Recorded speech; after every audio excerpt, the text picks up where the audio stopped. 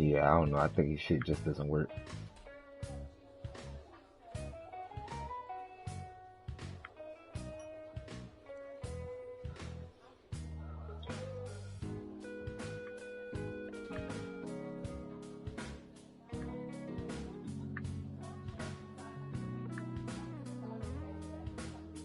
Yeah, I already started. Like, I got some random ass pool game playing. Give me a sec. I'll be right back. Yeah.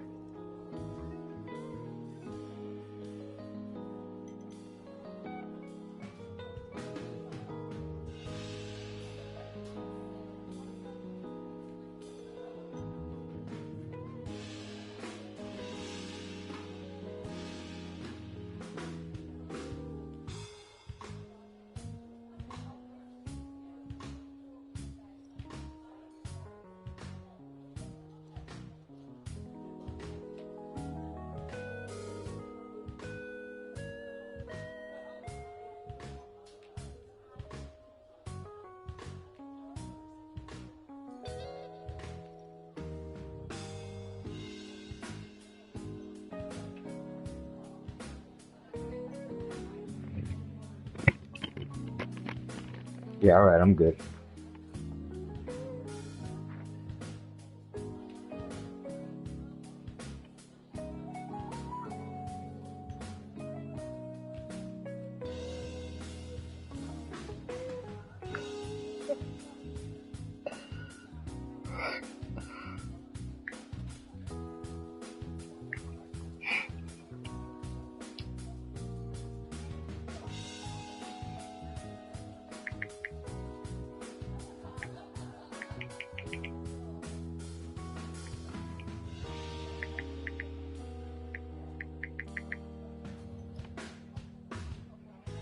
Oh shit. Yeah, I forgot about that.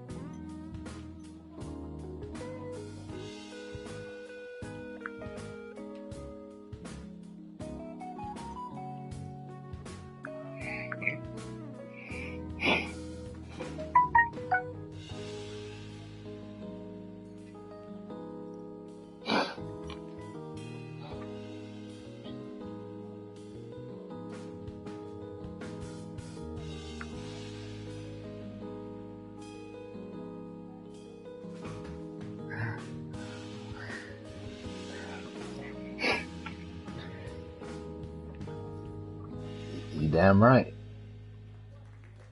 Guilty as charged. Oh no, I'll let y'all know straight up. Y'all not about to peer pressure me. That shit don't work.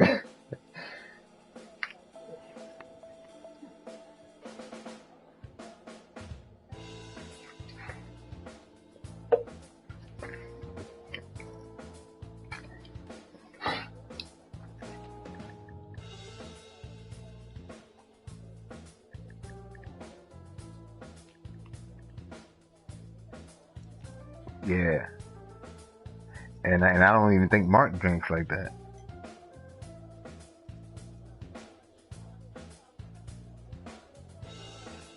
Y- yeah.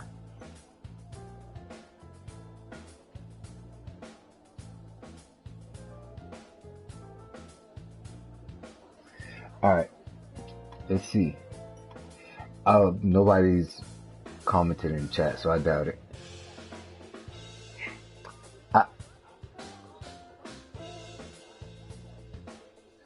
oh well, the thing is, I started that book like 3 times. The farthest I made it was like chapter maybe 9, because the chapters are so long. And the thing is, and I can't remember how it's structured, or I don't understand how to explain it. But you know how he talks about a history lesson, He talks about how it can affect you today, and it's like three parts to each chapter.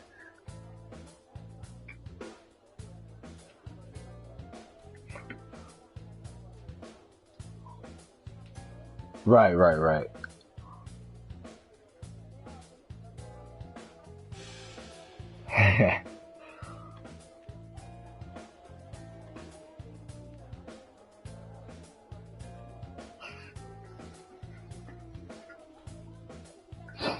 Right. I, I remember early on you were saying how you felt like he kind of just blames the parents or your childhood for everything. Do you still feel that way?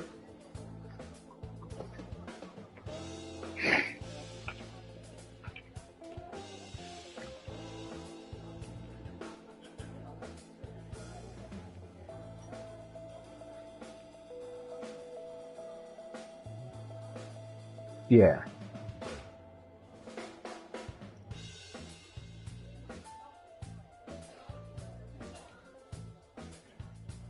Uh,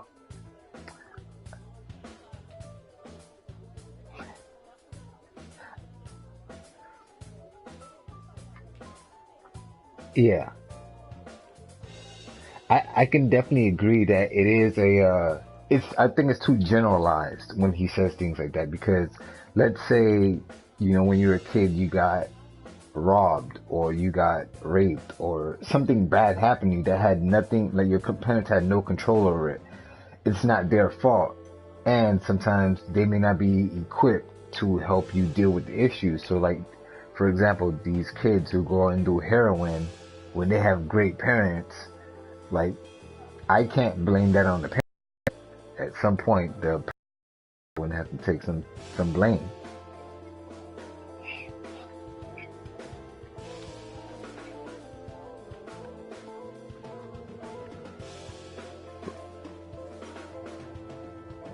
Right.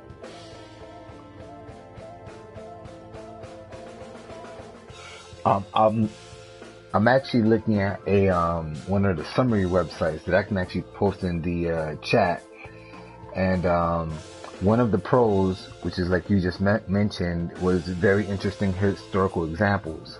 So, for example, like the one of my favorite ones was Coco Chanel, how she would put the perfume in everybody's like bag, and then eventually they got curious and wanted to know who it was and where it came from. A con they talk about is the author didn't provide any scientific evidence for the laws in the book, so they are purely an opinion of the author, which I can agree with because you kind of said the same thing.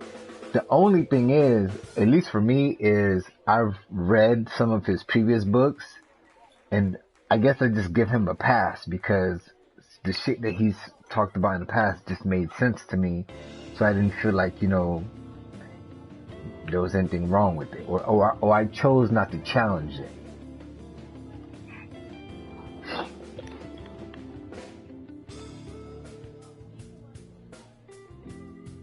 Right,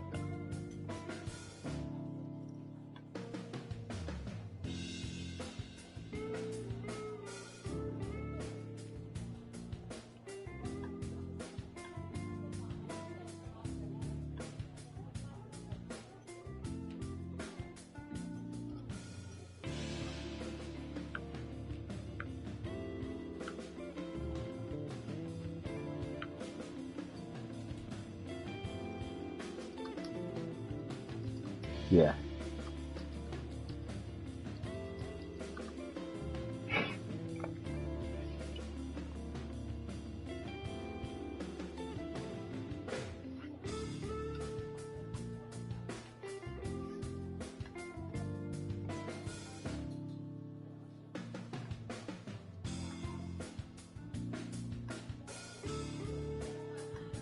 right.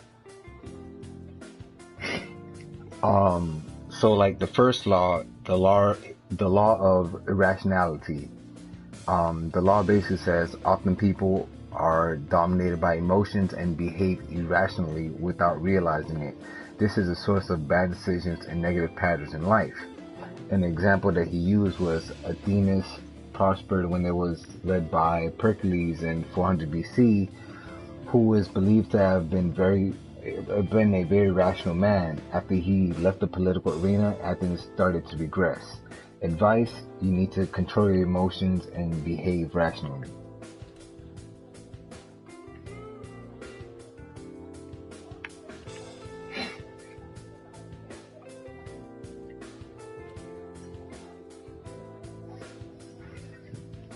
Yeah.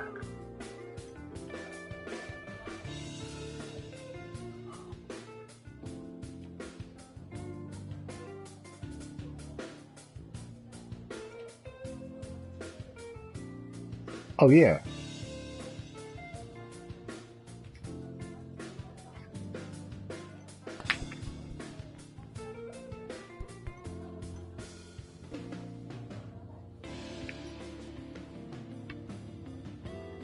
Oh, from that chapter. Yeah.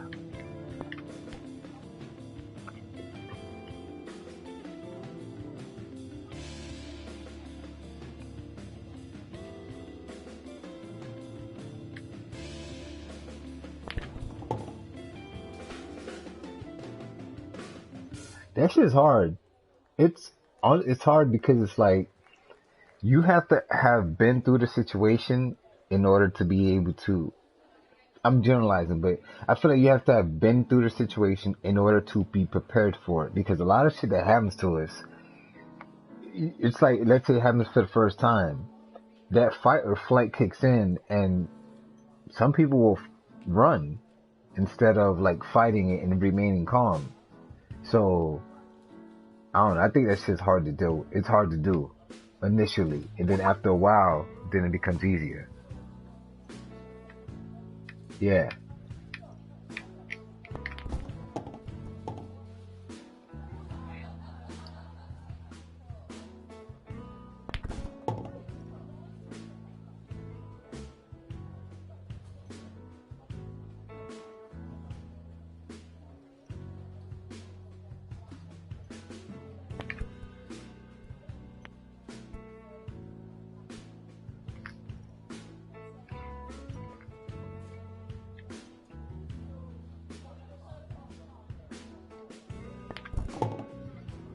You said noose. How do you spell that?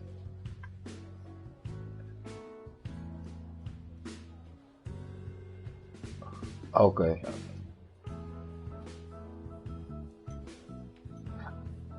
Okay. With noose, Nous, it's a common sense, practical intelligence.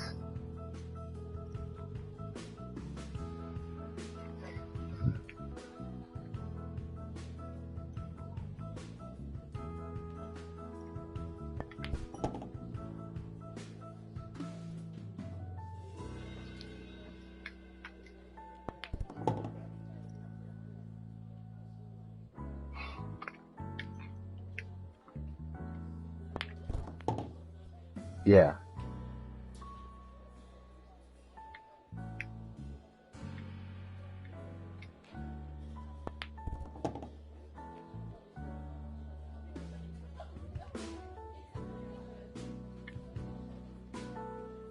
Right.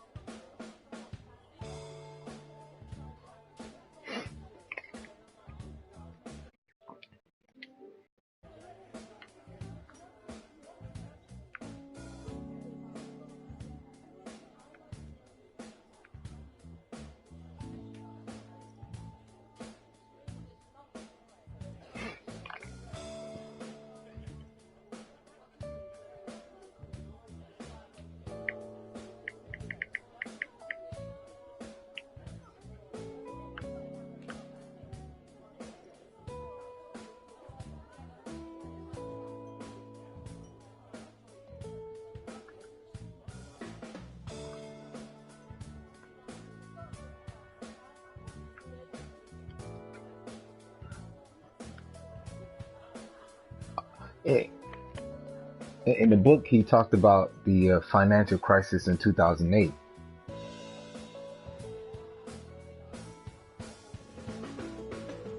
Basically, how people panicked, and I can't remember the specifics, but he was talking about how people panicked and things just went left. But all right, for example, that happened in 2008. I was probably 18, 19 when it happened. No, I was actually low 20s.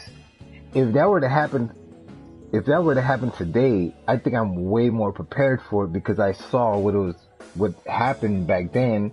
Even though I didn't get a full understanding, financially, I'm in a better space.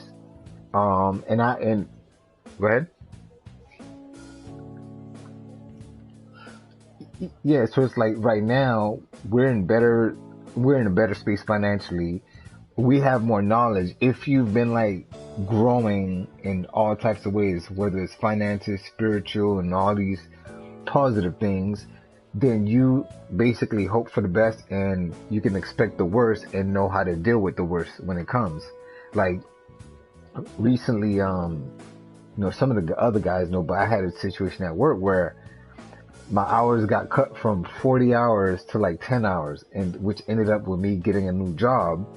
But if I had not dealt with a layoff before, I would have been panicking right now. But if you look in the chat, you couldn't even tell that I was going through something because I kind of don't care. Yeah, I feel like it's important, but it's not so important that it can break me.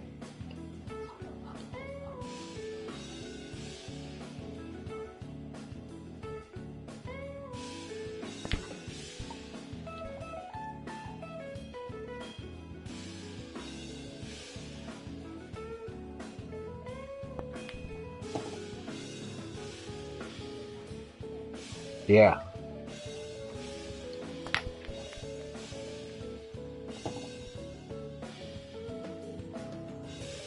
right,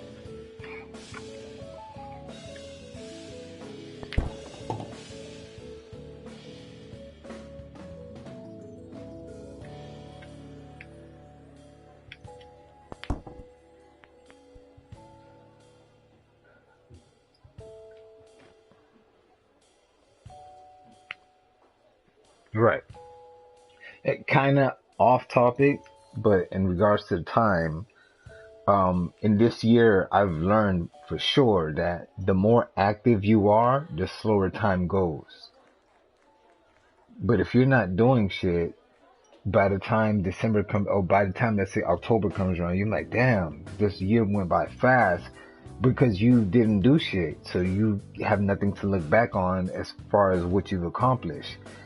And with this year, with me, like I've been doing a lot of shit.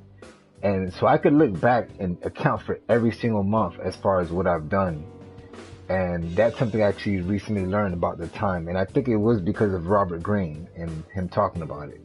I don't know if I'm getting ahead in the book, but I remember he said it somewhere. It's probably in a different book, yeah. Probably in Mastery. Yeah.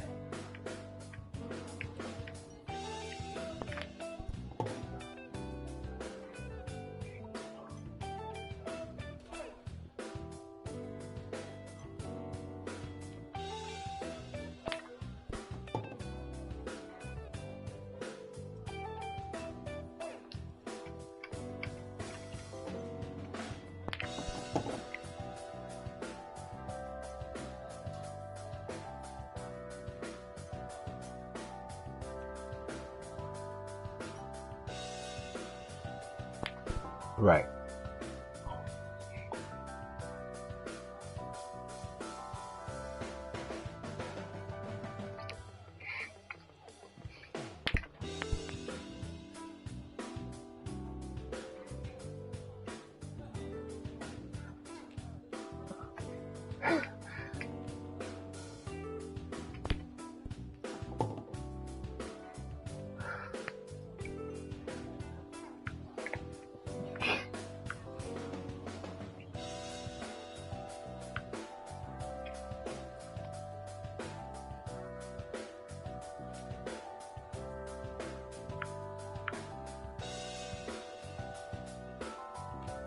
Yeah.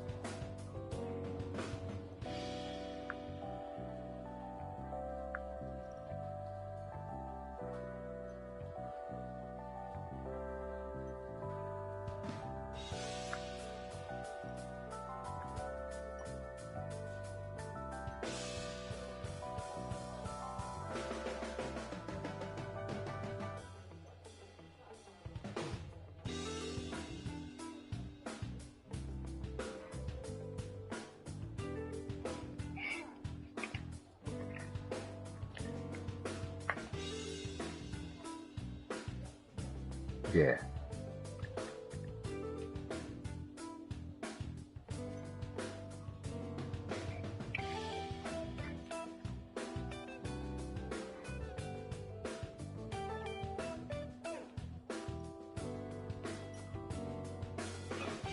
Um,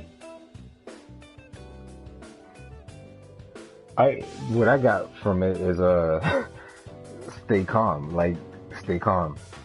Um, never let them see you sweat. Like I always think of like the hip hop's cliches for some reason, but pretty much stay calm, don't react because I feel like if I react, now you have power over me.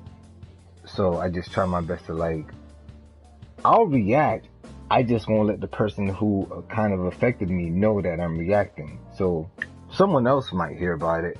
You guys might hear about it, but that person won't hear about it.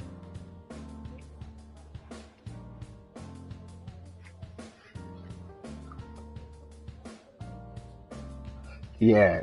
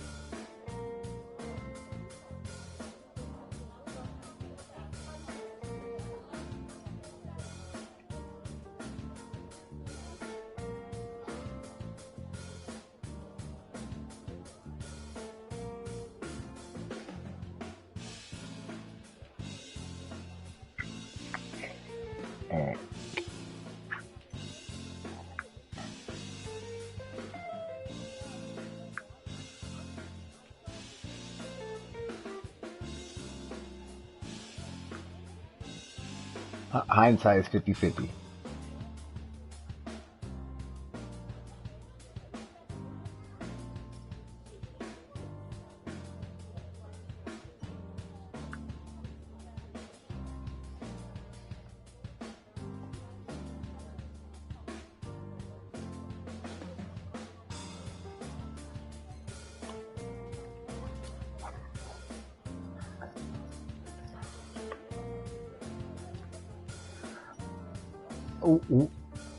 What I've learned in like the past year or so is I always like whenever something happens, I literally will tell myself, shut the fuck up. Shut the fuck up. Like and that's my way of calming myself down because I don't want to say something that's gonna like make the situation worse. So when I do react, I feel like I'm reacting with purpose. I'd rather react with purpose and I know what my intentions are than to be forced to react based on me not being able to control myself because someone might have said something or done something. It's almost like a parent who the child drops a cup of juice on the floor. Now, this is not all parents, but a parent would get upset, yell at the kid, and like maybe hit the kid. And it's like, do you think the kid really intended to drop the juice on the floor? And I feel like that's what, like, look at intent. And I feel like a lot of people never really look at intent. They just are quick to react. And I feel like it's conditioning, but we're quick to react and we're never able to just take a step back and look at the intent. Why did this person say this? And before I get upset and like, say something disrespectful, let me try to evaluate the situation. And even in doing that, if I'm able to slow down and evaluate the situation and I'm able to see that that person was really trying to be disrespectful towards me, because I gave myself time to evaluate and calm down, I'm not making a fool of myself based off the initial reaction I was going to make. I now have more power to react in a more thoughtful way. If I'm going to get them back, I'm going to think about my I guess revenge instead of just, going crazy and then looking stupid.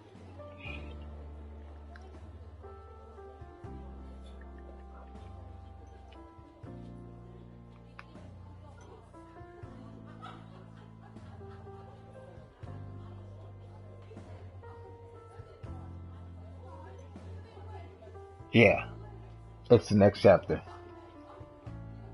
Yeah. Okay.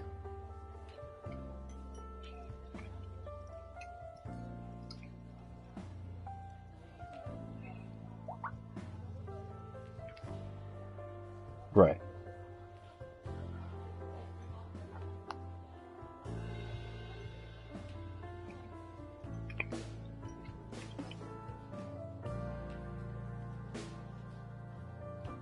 Yeah.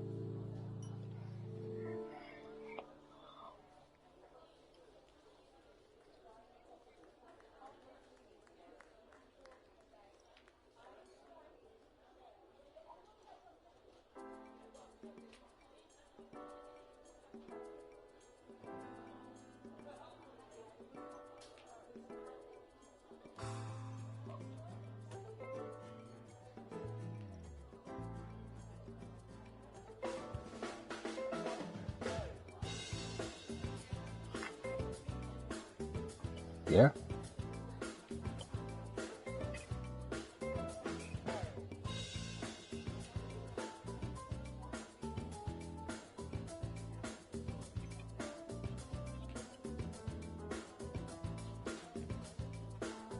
Yeah.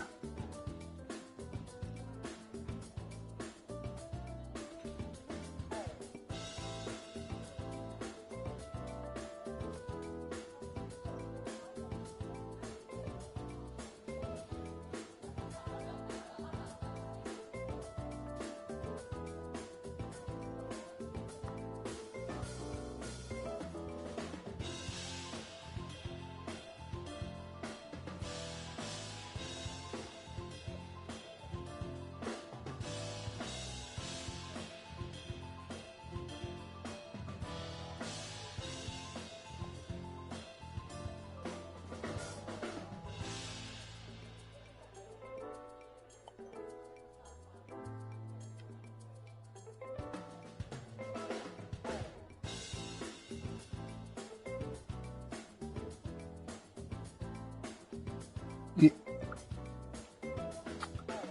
Uh, so we can go on to the second one, which is the empathy one about the law of narcissism. So the law is many people are narcissists. They focus on and admire themselves more than others. This hinders their success when interacting with others. Narcissists are dangerous. Example: Joseph Stalin, premier of, is that how you say it? Premier of Soviet Union, was a very charming and influential person. He was also a narcissist who killed many people during his reign. Leo Tolstoy, a Russian novelist, and his wife Sonia were both narcissists. Their relationship was complicated. Lack of empathy made their partners retreat deeper and deeper into their own defensive positions. Advice: you need to transform self-love into empathy. This will make you more successful in your group. Do you guys think? Do you guys think you're a narcissist? Like, if you can like be real with yourself. Um, I feel like at time, well, honestly, reading this book, I started to look at like how I treat people in the chat, in the Madden chat specifically, because obviously I'm in like a leadership position, and I had to check myself so many times to so I wouldn't feel like I was actually abusing my power, because it's so easy to abuse your power. And yeah, I really have to do that a lot. Like, that's why I don't kick people out the chat. I will get disrespected, and I'll take it a little bit until it's like, okay, it's too blatant now. Now I got to do something about it. But I don't feel like a lot of people could handle running a chat with like 50 different personalities.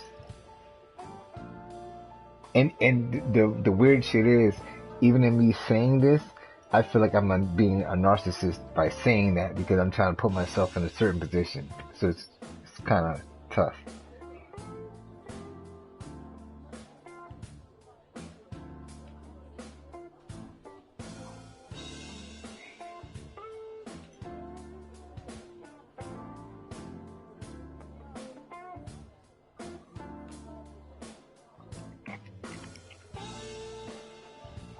Oh yeah.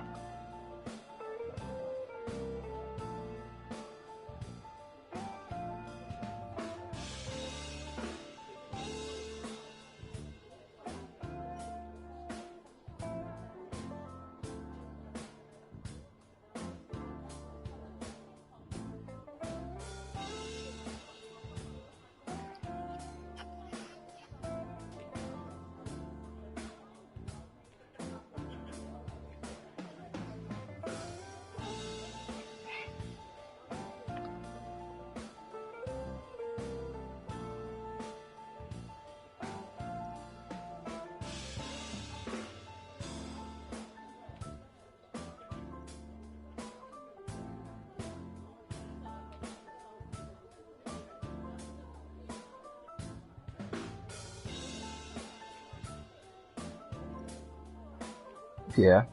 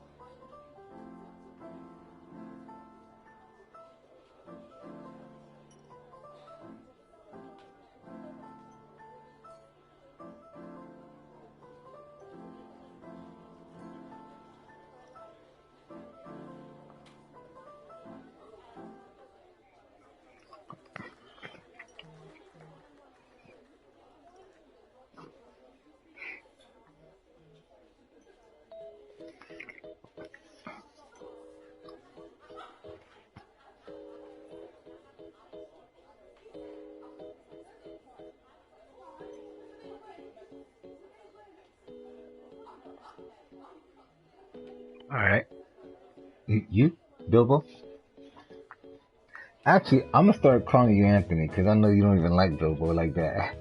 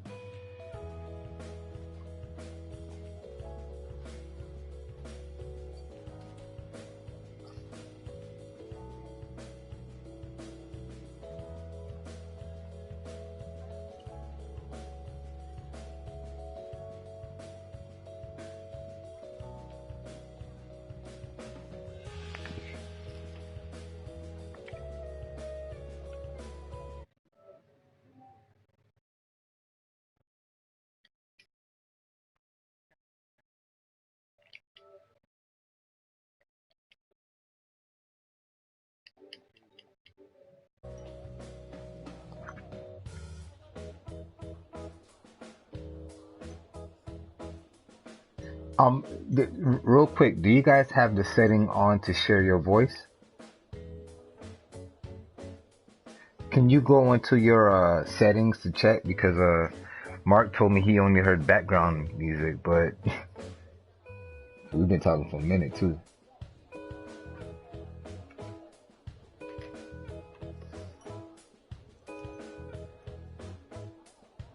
All right, cool. Now I got my shit available, but that makes me even more happier because when I'm recording my game for Matt and I'm just talking shit, that leaves us, that people ain't hearing me. That's Yeah. good. Uh, Anthony, you fix yours?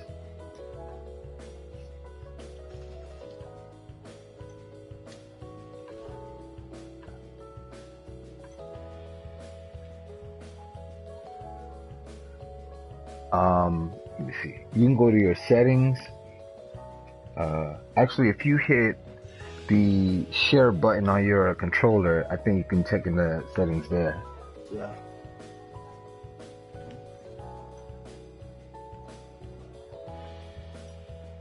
Oh no, no, not music. Just Hit the play. Go ahead, Manny.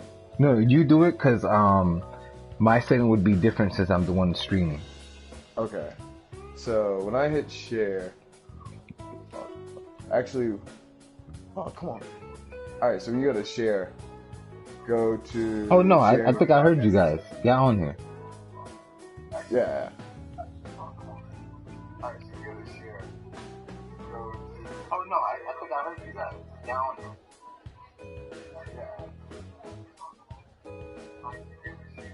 All right, Okay. cool. So what we talking about?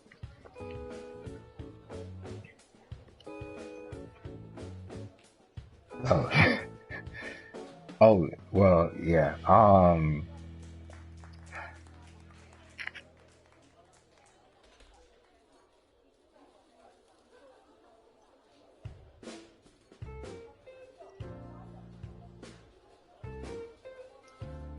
Yeah.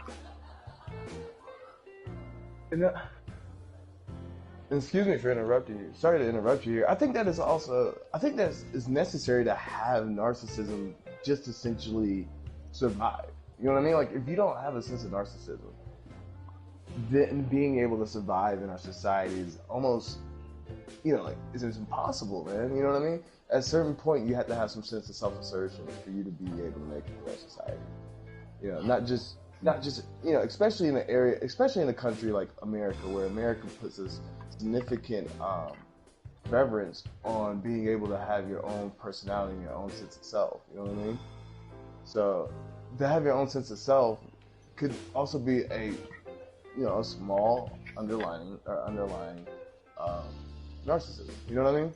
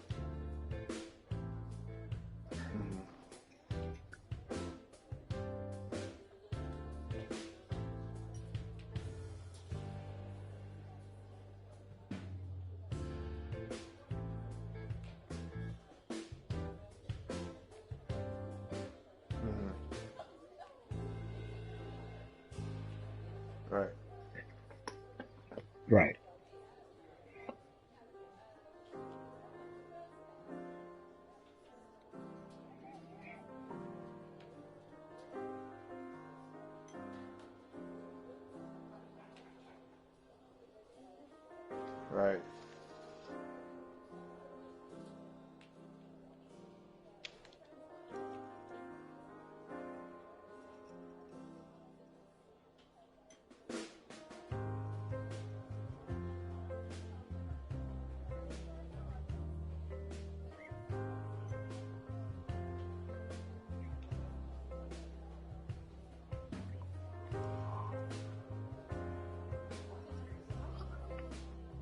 Totally agree.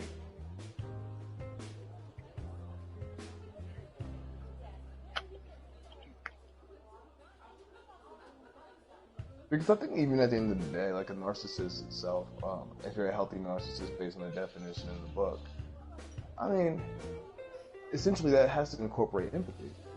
So even though, and I think this is, I mean, just with anything, I know that a lot of the book, especially the first 4 chapters, go into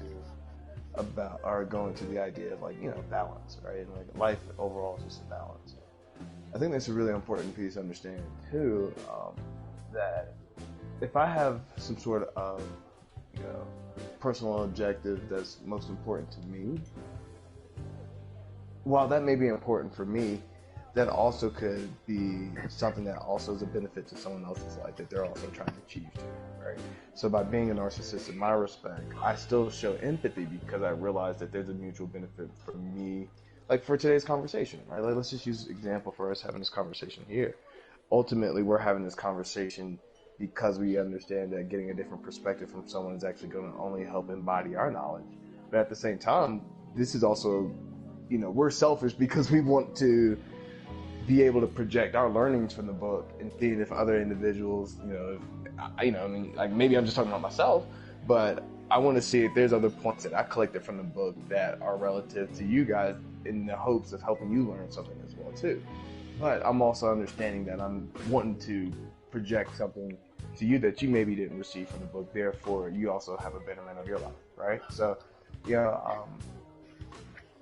I'll conclude with this simple statement here.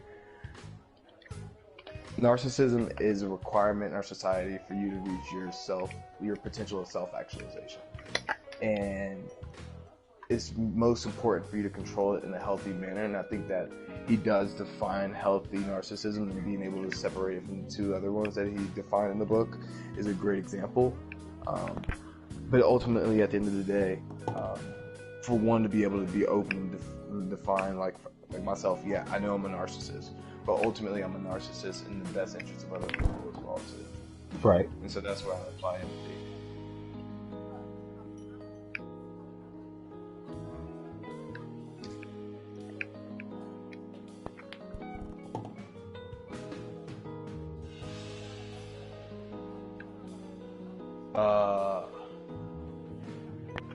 I think it's the next chapter. I know. Go ahead.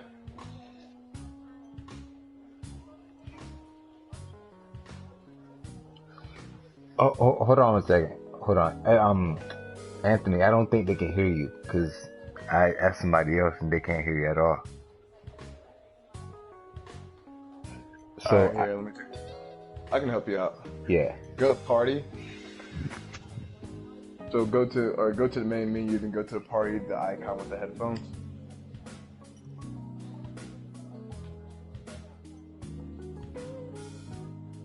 After you do that, go to party settings. And actually, while I'm in the process of doing it, I'm going to send you a friend request. And just let me know if you're there.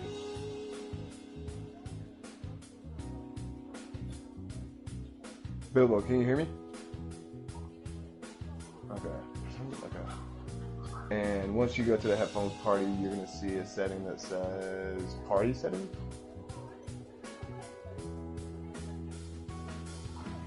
And then you're going to see the third or the 4th option, allow your voice to be shared. Was yours checked off? Yeah, mine said not allowed. Oh. So I changed it just to allow for this current chat or for this current party. Okay, I guess that's what. Because when I'm beating somebody ass and that, and I don't want them hearing how I'm spazzing on them. Like, you know what I mean? I want to keep that concealed. Unless it's Jeremy. Jeremy, I'm definitely just talking shit. Alright. I thought I had that I think I'm back now. Man, y'all missed so many gems. He was dropping the Jules. jewels. He was dropping them. All right.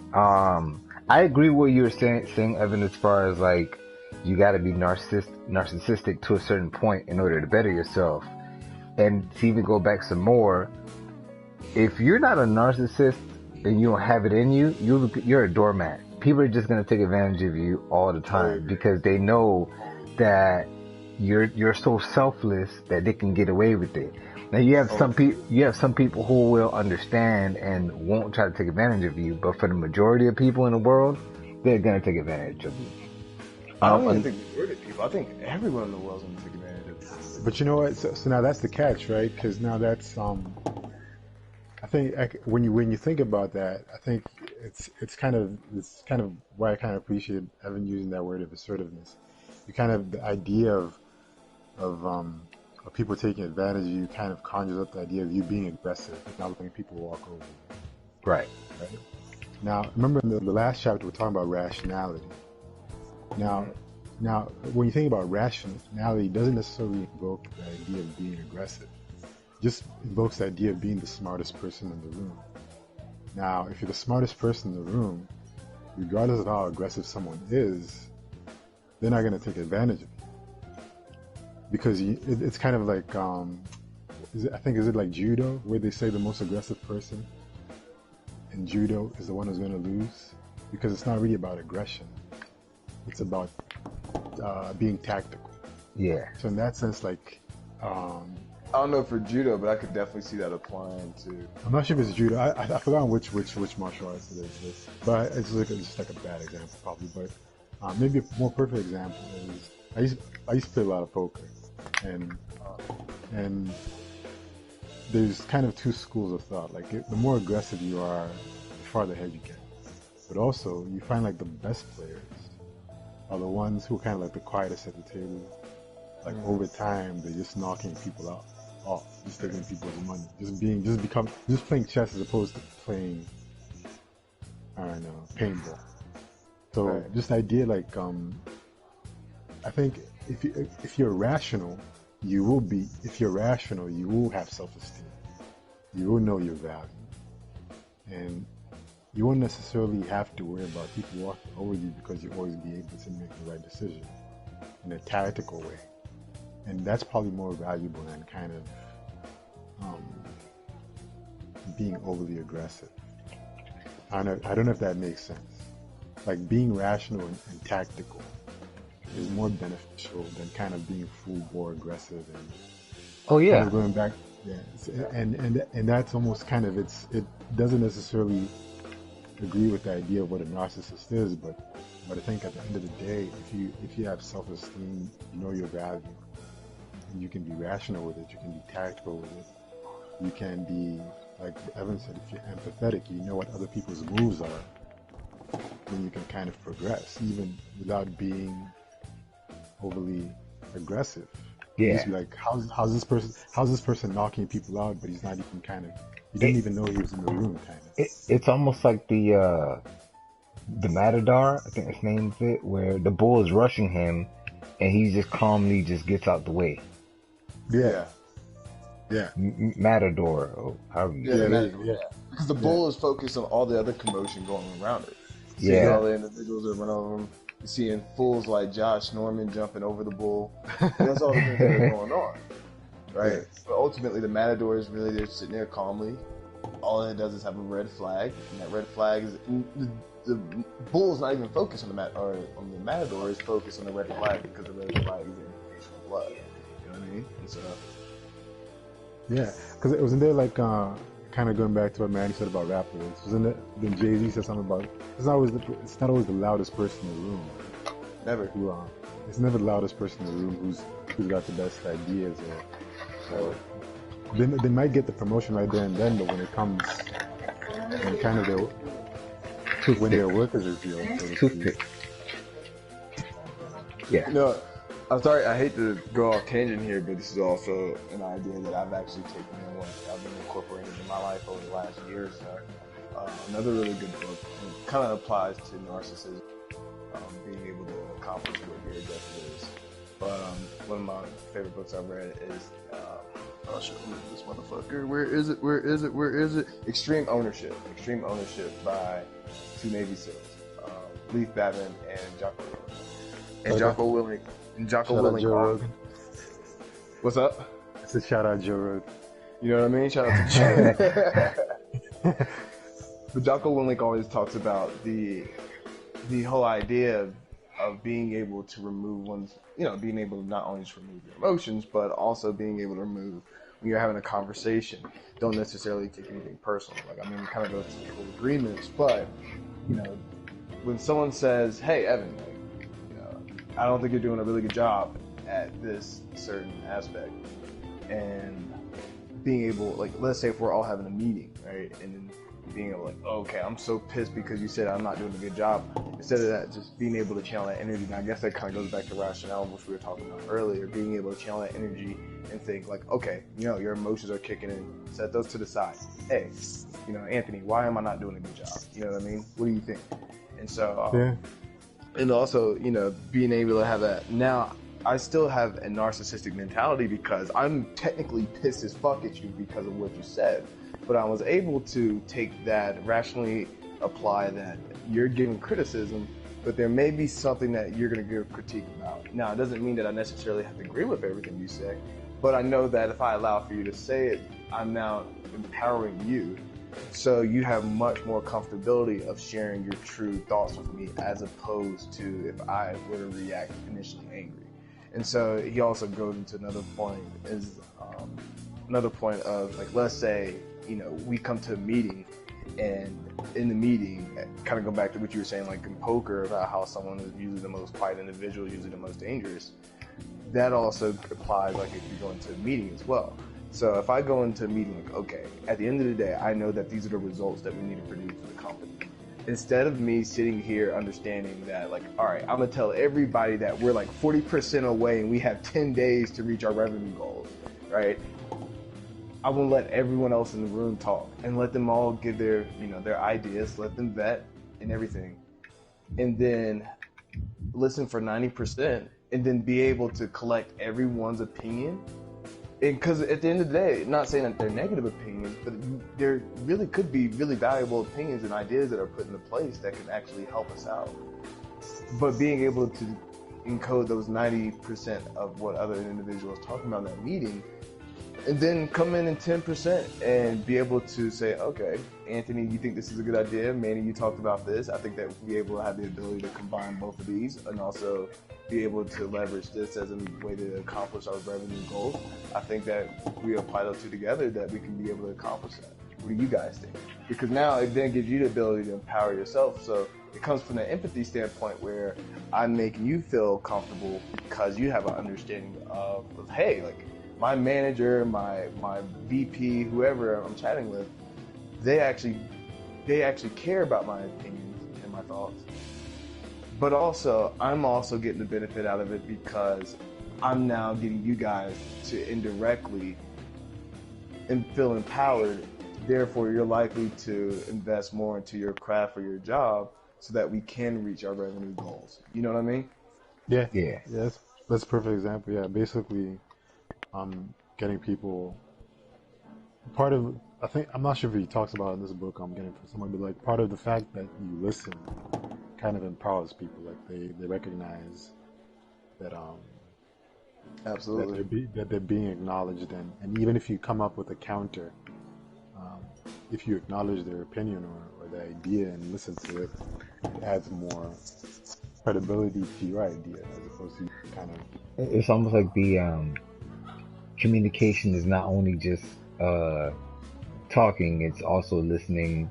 Because some people, like, you guys will have a debate, but they're just waiting to respond. They're not even trying to understand what you have to say. Yeah. Right.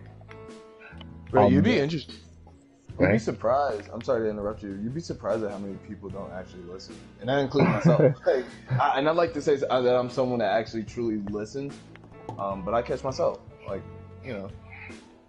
I have Like, to yeah. catch myself personally and say like, oh shit, I really didn't actually encode what Manny was saying. Yeah. Because I was so adamant about getting my point out, and so being able to have that sort of self-reflection. I mean, and it's kind of funny. This book actually, you know, I know he mentions it in the like introduction of the book how they all essentially apply collectively, but you know, that's also being able to have the rationale piece and understanding like, okay, I do have a motive, like I have a self-motivation here, but ultimately, you know, I won't be able to get a full capability of understanding my self-motivation or accomplishing whatever it is unless I get Manny's perspective. Yeah. The one narcissist type of person he doesn't talk about, it makes me wonder when exactly this book get written. He doesn't talk about who are they? The social media people.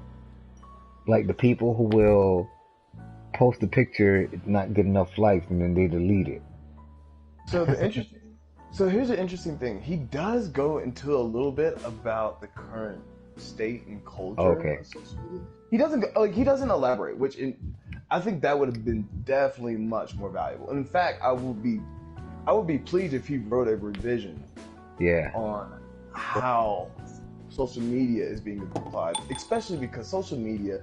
So, you know, at first people assumed that social media was going to be just like he's gonna have this 15 minutes of fame and then fade away.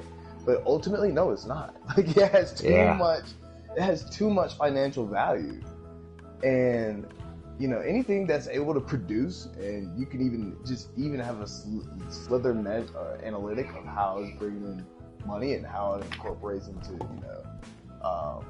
stockholder and stakeholder investments and equity. Dude, ultimately at the end of the day, that's just there to stay. You know what I mean? And I think it's the same exact situation with social media. So that would actually be awesome. If I could give one critique of what I've read so far, I would definitely say that apply some of the much more modern and contemporary methods. And But the cat, culture yeah. of how to communicate. But I mean, the Those catch laws- is. Go ahead. Right. I'm sorry. No, I was going to say those laws definitely apply. I think I was thinking, like, the thing about social media, I think is like, it's two aspects to it, right? Is it, I think if you really kind of dig down to it, the narcissists aren't making money on social media. It's the people who are strategic. Like, I mean, you can go on social media all day and look for likes. And you can feed that beast, but you might not make money from it. It's the guys who have a strategy, or who've hit on a scheme, who are gonna make money from it. They might not necessarily even believe what they're posting, but they just know that that's what's gonna get the clicks and the likes and the money in. Like the relationship dudes. Yeah, Don't like lie. yeah. So half of them probably don't believe half the stuff they talk about. They might not. I mean, they might believe on a surface level, but they might not. It might not be who they are. They know there's money behind it, so they're just gonna push it. Exactly. Well, Then the people who kind of lose out are the ones who are really the narcissists, the ones who kind of use that to validate themselves. Yeah. so let me ask you this. Do you think that the individuals who are the ones that are making money from it are usually the individuals that are taking advantage of those who are self-assertive and are wanting to utilize social media to understand and even evaluate their own personal worth in society? So then the question is: are people who kind of use social media to hide themselves? Are they really? Are they really assertive, or are they just basically looking for that validation from somebody else at the end of the day? I mean, And so- you could probably argue that they're not. You could probably argue that they're the ones who are really kind of, if they're really kind of on the weak heel, so to speak, because they're the ones who need it. The people who, and they're basically they're the ones who are being preyed upon, not the ones who are really making money off. So, no, I think you bring up a really valid point, and I don't want to jump ahead because I think this is also some of the pieces that are relevant in chapter 3, or maybe it's still in chapter 2. I'm trying to remember everything because I look. I'll even preface with this. My statement with this. I told Manny like I had started reading the book about a month and a half ago, and then I transitioned to reading Never Lose. What's it called? Never Split the Difference. And so I ended up transitioning to that book. And so there's like I actually binge read the entire like beginning of the book again tonight, just so that I could like recall some of the things that I had started reading. And so yeah, I don't. That a lot. Like I'm trying to remember if he talked about social media. I think he kind of like what you said. He alludes to it, but he doesn't kind of break it down. But I mean, that what I just said was kind of something we kind of always talk about. Like, who are really the lemmings in the equation of social media? I don't think the guys are making money off it. It's the people who are feeding it. I think that. I mean, no. I think just like anything in our society, right? The people that are usually making. Because, alright, so then also this kind of comes into how someone defines money, right? Like, if someone is making, just a little bit of money through affiliate marketing, where, they're just positioning a product or positioning a service through their social media page because they have, 12 million followers, the chick has a nice ass, therefore she's showing, like this contraption that helps her, grow more robustly. If she has that on her social media page, cool. Like she probably is getting paid, right? And to her, money is all I got to do is keep working out in the morning. Thus, I don't have to have a technical 9-to-5 job. Whereas the person that's truly benefiting from that is the person that's selling the product because they are getting those 12 million views. You know what I mean? And so, I mean, at the end of the day, I get your point. Like, I actually agree, and I'm just actually kind of playing devil's advocate once again here. If the person defines money as, hey, I don't have to work a 9-to-5, and I'm cool with that, even though I'm only making $3,000 a month, like it covers me on my, like my $600, rent in New York City because I live out like in the slums, but at the same time, like I only have like 200 square feet in my apartment, but I don't have to work. Then cool, you know what I mean? That's someone getting money, but then also at the same time, as you mentioned, the person that's probably benefiting it from it the most is the individuals who are, essentially, they're just, the individual that's actually taking advantage of, I'm just going to just be upfront, taking advantage of the person that has the 12 million views by paying them a minimal amount, you know what I mean? And making the most of it. I would probably even say the person with the 12 million views is probably at that point they've just become a machine at that point. They probably don't believe what they're selling. Just as long as they're able just to churn out the audience. That's right, and that's why I said like technically the person, and that's why I didn't really want to quote it as in like this person has a passive income that requires them to work a 9-to-5 job. Their social media is a 9-to-5 job. You know what I mean? And so, yo, I know a real narcissist.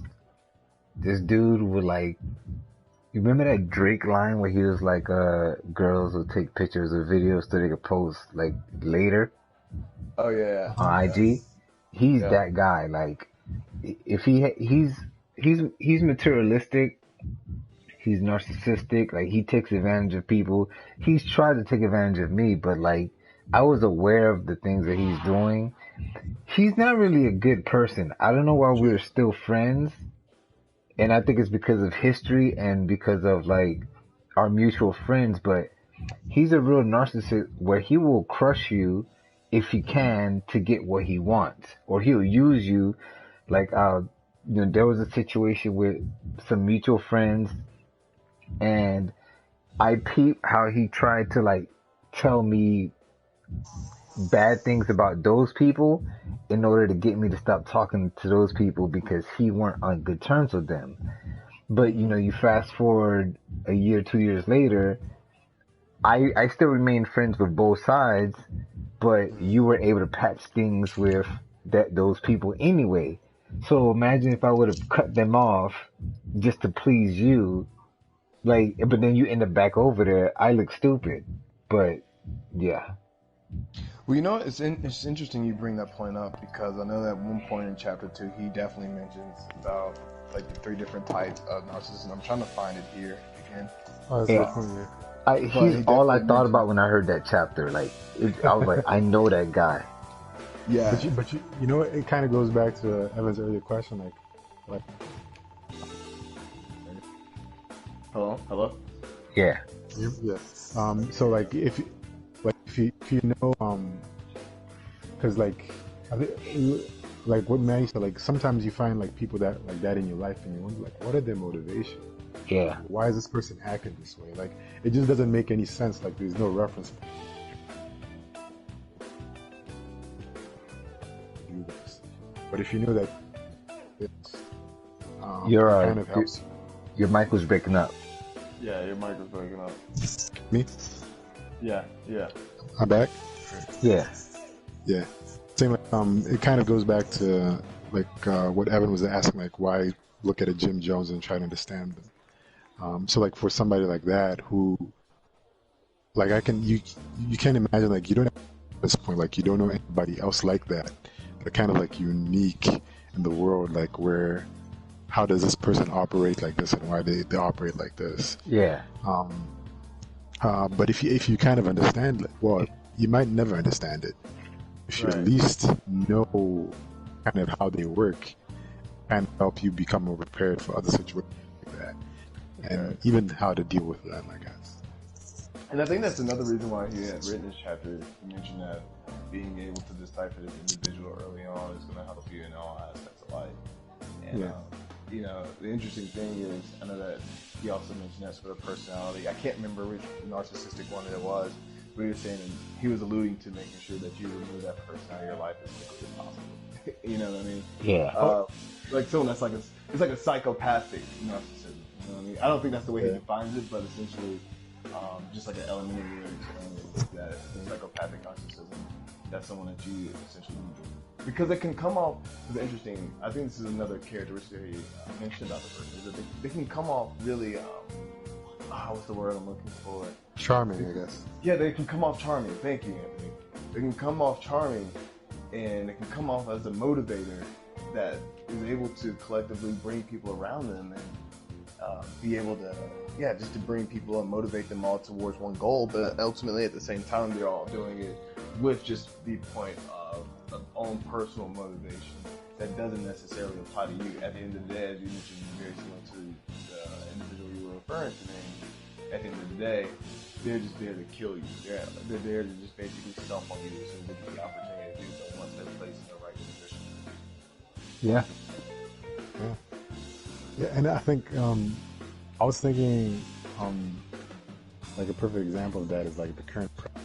Like you kind of set up as like daily, almost weekly, like what if was the end of the buzz. Hey Anthony, sorry to cut you off, and your mic's breaking up again. All right, let me try to switch my. Sure.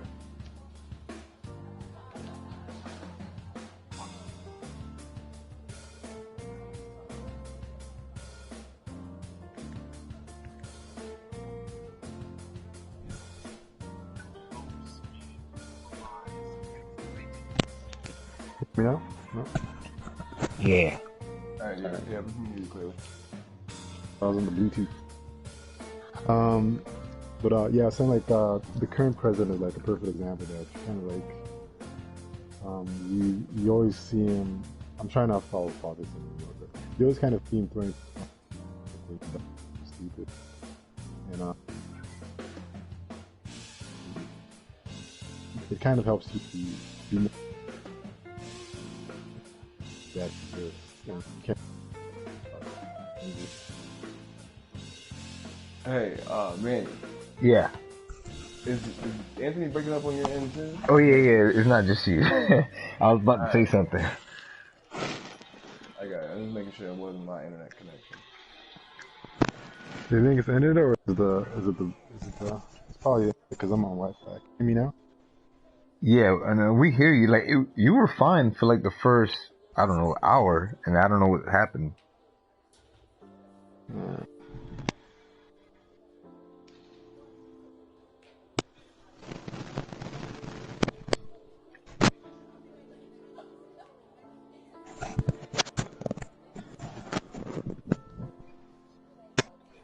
Are you guys talking? No.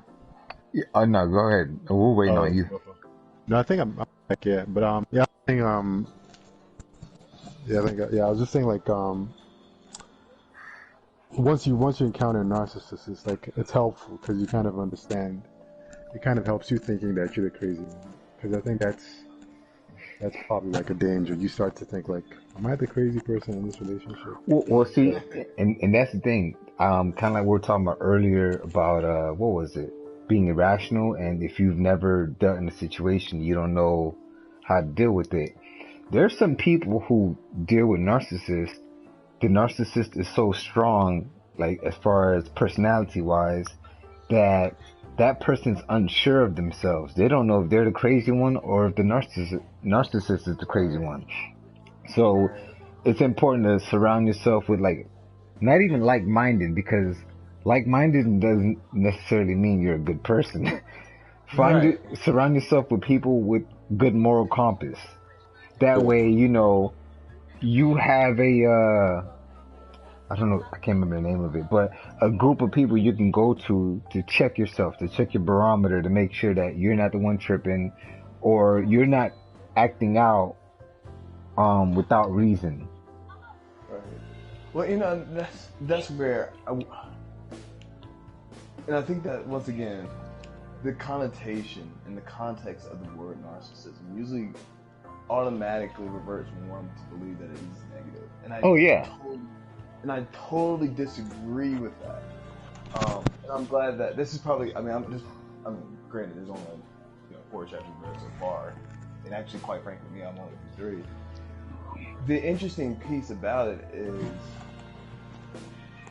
when you hear the terminology narcissism, we automatically go to the idea that this is someone that's that only has a self-assertion of one's own personal needs, therefore they will do anything to stomp someone out, right? And be able to belittle that person so that they can accomplish whatever their objective is, similar to your friend or your friend. And I like this chapter a lot because he does put in place that healthy narcissism is also an incorporation of empathy. And you, at the end of the day, if you don't necessarily have, and I like the way that he described the different type of empathies involved. You know, like the analytical empathy. What's the other one? They didn't mention. emotional, Say it again. Was it emotional or something like that? No. Something along those lines of like emotional. I think he may have defined it differently, but basically it is incorporating emotional. But then also like behavioral, also empathy, where if we're having a conversation and you laugh, and you also anytime you laugh, you kind of like shrug your shoulders a little bit, just because you're a little uneasy about admitting certain faults, but you laugh it out and you shrug your shoulders, and then I duplicate the same move. You feel much more comfortable now because you're like, oh, this person does understand me, even though originally I was a little You're mirroring him. Yeah, there you go, mirroring. Yeah. Yeah, that's. I was guessing that's probably like from the laws of seduction. Say it again. I'm guessing that those gems came from the Law of Seduction book. Oh, okay. I tried to get into it, but then that was back when I didn't understand. He does the same thing in that he did in this book and that book, where he talks about something historical. But for me, it gets boring hearing about all these old people who don't make sense to me. But I feel like now, if I were to go back and listen to the book, it would make more sense to me. And I think motherfucker, down. It's one of those things where it could be like a seduction thing to get the opposite sex, but it can also help you in dealing with people in general. My comfort is on the bed, girl. My comfort is not on the bed. My bad, yeah. I'm sorry. My dog was laying on top of my bed without my comfort. I was about to chew him up. Yeah. Motherfucker snuck up there and got ready to fight. No, but I just guessing that's probably where he probably. It sounded like. But I see what you mean. Like it's something that translated into other human interactions. It's just trying to trap some young girls out in Hialeah. But but that's I think like what everyone was talking about, like that idea of empathy. But that is like, to be honest, that's like that. That's the kind of the trouble I had with this chapter. Just kind of because the word narcissism has a purely negative connotation to it, Totally. and even nobody wants to be identified as a narcissist. Even if, no matter how you define, well, how you break the etymology of the word down, you don't want to be defined as such. So when I was reading, I noticed I just substituted narcissism with self-esteem. And basically, that's what it is. Like, everybody has to have a love of themselves. If you don't love yourself, how can you love anybody else? Basically, Right. and that's what it boils down to. Just the catch is like some people just love themselves too much, and that's the trap. Yeah, and that's not okay. I agree with that 100%. It's not okay just to have one self. You know, like you said, it's okay to have self-esteem, but then just to have a grandiose love of oneself is a significant problem. That's chapter 2, right? Yeah, How that many was chapter chapters 2. I think we could stop at 2, and then, because if you think about it, if we do 2 a week or 2, it'll be done quick within like by mid-December. We're already at the end of November or mid-November, so we could do 2 a week because I think it's about what 18 total. 16, I think. No, 18 or 16 chapters. What other day can you guys get on? I mean, next weekend is kind of out of the question unless we just do one at Dez's place, or unless somebody brings a PlayStation to the Airbnb. But All right. So yeah, we'll figure it out. If we got to do it in the middle of the week, that'll work. that's fine for me too. That's definitely fine for me. Let's get back. Like I said, man, like total apology. I know we were supposed the intent was to have 4 chapters read, but then I pivoted to another book. And by the way, it's a book I would recommend to everybody else. We don't have to add it to our book club if anyone wants. Never Split the Difference by Chris Voss is literally the greatest book in life.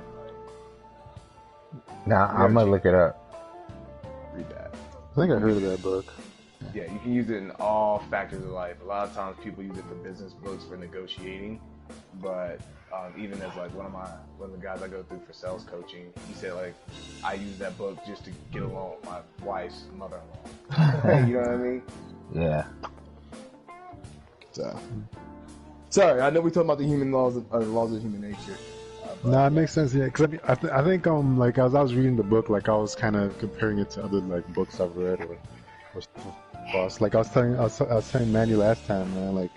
Like the Proverbs, like in the Bible, for example, like they've got jewels in there. People don't realize it, but like a lot of the stuff kind of pops up, like respecting yourself and respecting, getting in the other person's shoes, and even just like other, like Aesop's fables, stuff like that, like stuff which you just pull from.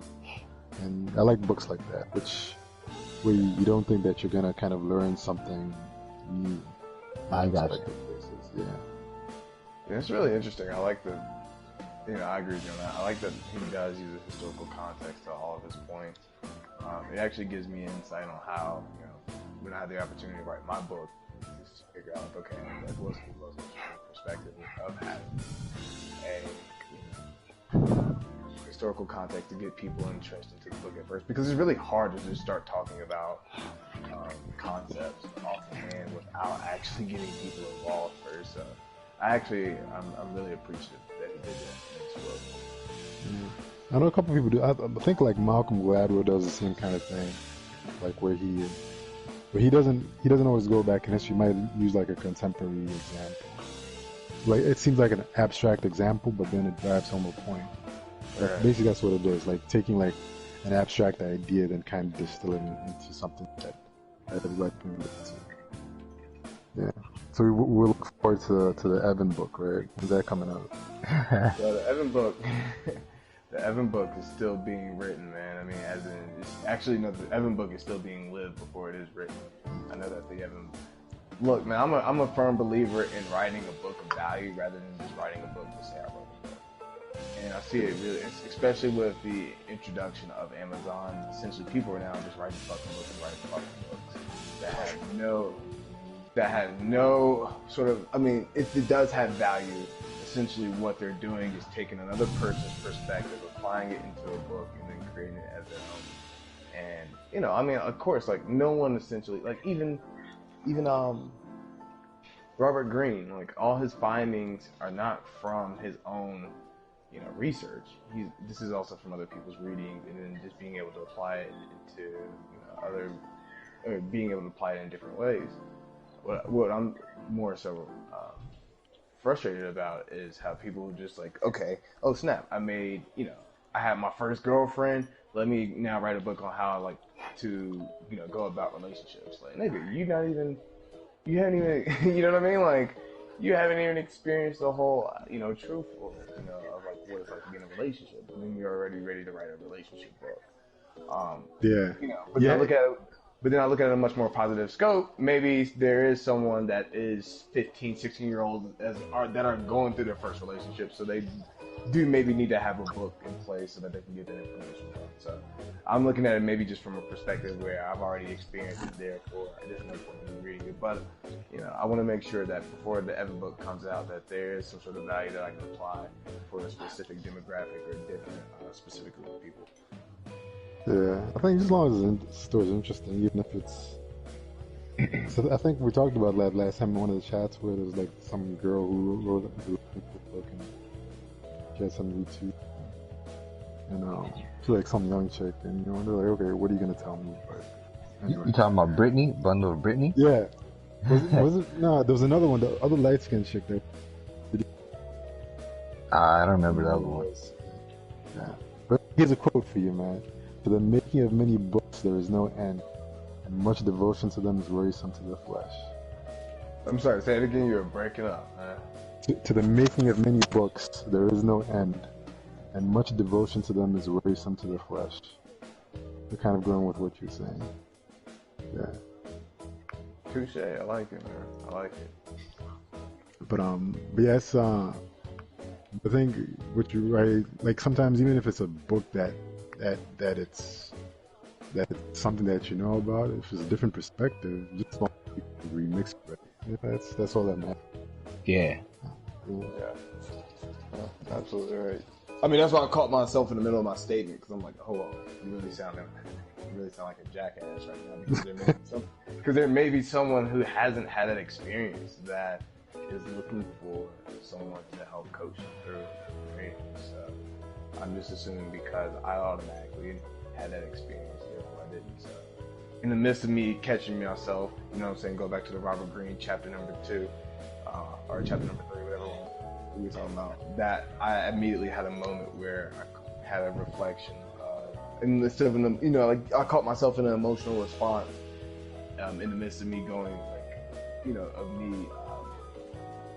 of me venting.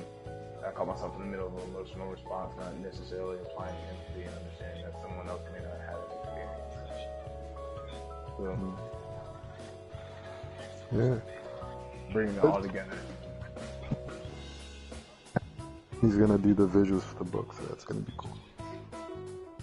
Absolutely. Well, yeah, but it's a good book, man. Thanks for recommending it, man. So. Yeah, I remember, like Anthony a while ago, maybe last year, how he was like, he doesn't fuck with these self-help books.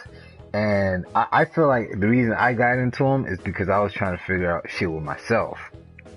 And so, in reading them, I'm like, this is like us. This is what we deal with on a daily basis. How can you not like fuck with these shits? Cause I'm a big fan of psychology and understanding how people work and the things that they do. It intrigues me. So that's one of the reasons that made me pick up the first book that I got from him. And then from there, I think he's been one of my favorite authors because like I'll read the book and I can pinpoint so many different, people or even myself where things just, what he's saying makes things make sense to me. There's a lot of times where I just don't get it, or I'll fight people. And this is just books in general. I'll fight people on a topic, and then I'll read a book, and because that person I was fighting with didn't articulate it well, I read it from someone who wrote a book, and they kind of like explain it in a way where it's just broken down for dummies. I'm like, oh shit, I was wrong. I'm able to go back and, if I gotta apologize or say, hey, I was wrong, I'm able to do it now because it was broken down. And I like his books because most of his books deal with people and our human nature. I like the other books too, as far as like finances and whatever, but dealing with people that I have to deal with every single day, I feel like his books help me out. Yeah. I didn't mean to to kind of becloud like self-help books, but like, Oh, to be fair, I should have said this part too. I kind of was shitting on the Proverbs too, until like a few weeks or months ago when you finally like posted a link. You said something, and I went to go Google it, and then I found myself reading the whole thing. I was like, damn, I was wrong. Like for some reason, like I'm not against religion. It just sometimes it just doesn't make sense to me, and because I can't figure it out, it's not like 1 + 1 = 2. It's more of a faith thing, and I guess I just didn't have faith in it, and so I choose not to believe too much of what I hear about it. But if you take away like the extraness of religion, and I'm reading the Proverbs, a lot of it makes sense. I deal with it every single day, and it can help me out. yeah. And I think I kind of always worried about, like, even when you go on Instagram, for example, like everybody's a self-help guru, and like you don't know where these people are coming from. And Yeah. and that's kind of like, I think kind of the same thing with religion, or with anything, even business. Really, so many people, they're trying to sell you the world, and it's kind of like, okay, I'm not really, I don't have the time to deal with the BS, and that's kind of what you can respect it, and if you like, if it's got truth to it, and if it's something I can gain from it, yeah, I can always respect it. Nah, That's I interesting. get it. Oh, that's interesting. Actually, I definitely look forward to having more conversations with you. I don't know if you're religious or not. I'll be completely upfront that I'm not a person of religion, considering that the environment and household I grew up in. And so, at a certain point in my life, I just completely would not give anyone a chance, especially when they try to use religion as a support for their point. I would automatically just disable any point that they're making, because it's like, all right, cool, you're taking this from a place of religion, therefore your point's automatically null. But instead, I'm becoming introspective in myself, and saying like, Evan, there's not necessarily anything negative with someone having a perspective from a religious point of view. In fact, you could probably learn from it. And so, if you also bring in points in that direction as well, Bilbo, please, or Anthony, please do so, because I think that would be a really great way to help challenge myself as well. Now, because I think what I showed Danny last time from the Proverbs was like, it kind of talks about like human nature, like the Proverbs especially, like stuff you don't really think about, like how to deal with people. Like I didn't know that was in there, and like I saw somebody quoting it, and I just kind of read it, and that's the only reason I kind of brought that up. Like you kind of neglect different sources, and I guess information as well. But that's kind of what this book is about, right? Like human nature, understanding it, how to deal with people, and that's what I was kind of struck by in that first chapter. Like I guess the higher power that people want to have in today's world is rationality, and scientific thought is like the optimum of kind of rationality and being rational. Yeah, there's a quote. Well, it's not a quote. Something I kind of learned this week was, sometimes you have difficulty making decisions, so something either is or it isn't. And Yeah. that's kind of dealing with, yeah. So you can't play around with that. So that kind of helps decision making a bit more clear. Yes, just being that's it's tough. It's hard to be rational, even if you think that you've got it handled. Something will come up that will kind of test that, or kind of um, make you question whether you were ever rational in the first place. Yeah. Yeah, absolutely. Absolutely. Damn, all these fucking campers, man. This is getting on my fucking nerves. I'm sorry. What are you on? You on Call of Duty? Yeah, man. The League advanced yet or not? Oh yeah, it did. I'm about to turn off this chat so I can get the Madden in. Okay. Everyone's safe. All right. Everybody that said Catalyst wasn't back. No. I'm gonna stay in the chat. I'm just disabling the stream. Oh no, I uh, want this stream because I want people to hear this. I want the Okay, people to hear this when they look at the video. Because Alright. you know how on CDs, like specifically, I'll use Blueprint for example. Everyone to the music, like the Blueprint, and you're like, damn, this is a dope ass album. I know that some of the best songs come at the end. For example, Lyrical Exercise, and that's just another Jay-Z gem. But you have to listen to the whole album to be able to get to that point of a Lyrical Exercise. That's the same exact way that people need to listen to this. They need to hear the whole entire video and like, okay, this is good information. But the way I'm gonna end this motherfucker is Catalyst is back. Just to let y'all know. You know what I'm saying? I'm taking Will out. I took Kobe out. It's just another day in the life of them. Like, it's just another day in the office.